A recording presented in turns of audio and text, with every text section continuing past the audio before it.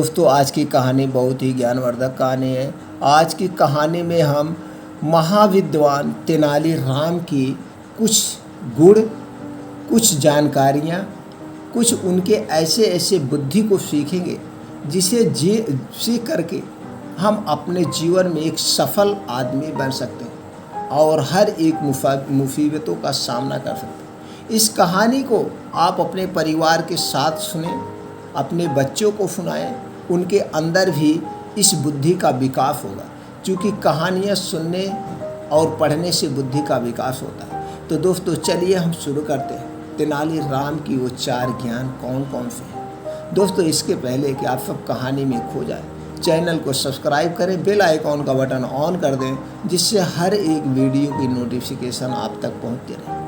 आप सभी मित्रों का हमारे इस कहानी के चैनल पर बहुत बहुत स्वागत व अभिनंदन है। दोस्तों, अगर कहानी आपको अच्छी लगे तो ज़्यादा से ज़्यादा लोगों तक ज़रूर शेयर करिएगा, यही हमारा निवेदन है। दोस्तों, चलिए कहानी शुरू करते हैं। राधे राधे, जय श्री कृष्ण। दोस्तों, दक्षिण भारत के विजयनगर में राजा कृष्णदेव राय का राज था।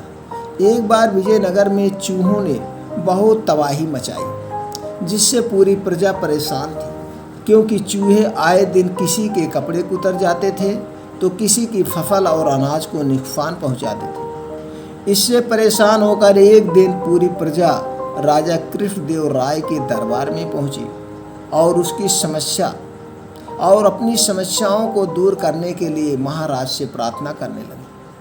प्रजा के मुखिया ने राजा कृष्णदेव राय से कहा, महाराज, हमें चूहों के आतंक से मुक्ति दिलाइए। हम इन चूहों के आतंक से तंग आ चुके हैं।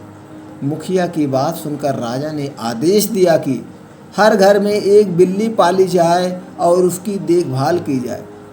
बिल्लियों के देखभाल के लिए उन्होंने हर घर में एक एक गाय भी दे दी।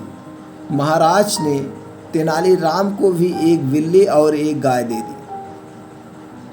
बिल्लियों के आने से चूहे कुछ ही दिनों में भाग गए और गायों का दूध पीकर बिल्लियां भी मोटी हो गईं। अब प्रजा के सामने बस एक ही समस्या थी कि समय से बिल्लियों को दूध दिया जाए और गायों का पालन किया जाए। वहीं बिल्लियां दूध पी पी कर अपनी इतनी मोटी हो गई कि बिल्ली चलती फिरती तक नहीं थी, घर में आराम से पड़ी रहती थी। तेनाली राम की बिल्ली भी मोटी और सुस्त हो गई। मोटी और सुस्त वो भी हो गई थी, वो भी आराम कर रही थी। वह अपनी जगह से हिलती भी नहीं थी। एक दिन बिल्ली के आलसीपन से परेशान होकर तेनाली राम को योजना सूझी। उसने रोज की तरह बिल्ली के सामने दूध से भरा कटोरा रख दिया, लेकिन इस बार दूध बहुत गर्म था। उसे मुंह लगाते ही बिल्ली का मुंह जल गया और उसने दूध नहीं पिया। इस प्रकार कई दिन निकल गए, जिससे बिल्ली दुबली हो गई और भागने भी लगी।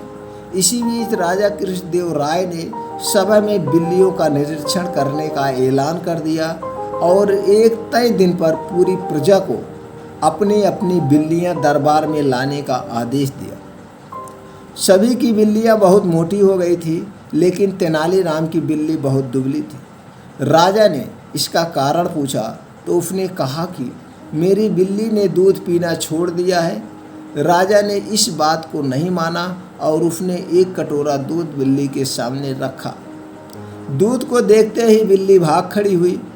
इस घटना को देखकर सभी दंग रह गए। राजा ने तेनाली राम से इसका राज जानना चाहा। तब तेनाली राम ने कहा, महाराज, अगर सेवक ही आलसी हो जाए तो उसका रहना मालिक पर बोझ बन जाता है। वैसे ही इन सभी बिल्लियों के साथ भी है। मैंने अपनी बिल्ली का आलस भगाने के लिए उसे गर्म दूध दिया, जिससे उसका मुंह जल गया और वह खुद ही अपना भोजन तलाशने लगी। इससे वह ठंडा दूध देखकर भी भाग जाती है और अपना भोजन खुद ही तलाश करती है। धीरे धीरे यह सुस्त और तेज हो गई। ठीक ऐसे ही मालिक को अपने सेवक के साथ करना चाहिए और उसे आलसी नहीं बनने देना चाहिए। तेनाली राम की बात राजा को पसंद आई और उन्होंने तेनाली राम को 1000 स्वर्ण मुद्राएं इनाम में दे दी। दोस्तों, इस कहानी से हमें क्या सीख मिलती है? हमें कभी भी किसी को हमें कभी भी किसी को इतना आराम नहीं देना चाहिए कि वह आलसी हो जाए। जैसे इस कहानी में बिल्ली के साथ हुआ। साथ ही मेहनत करने वाले की सभी कद्र करते हैं। तो दोस्तों, उम्मीद करते हैं कि ये कहानी आपको अच्छी लगी होगी। अगर ये कहानी अच्छी लगी तो ज़्यादा से ज़्यादा लोगों तक शेयर करें, जिससे उन्हें भी इस कहानी का ज्ञान प्राप्त हो और वो भी अपने काम को सही तरीके से करें और अपना खुशी खुशी जीवन बिताएं। फिर मिलते हैं तेनालीराम की ऐसे और एक कहानी के साथ अगले वीडियो।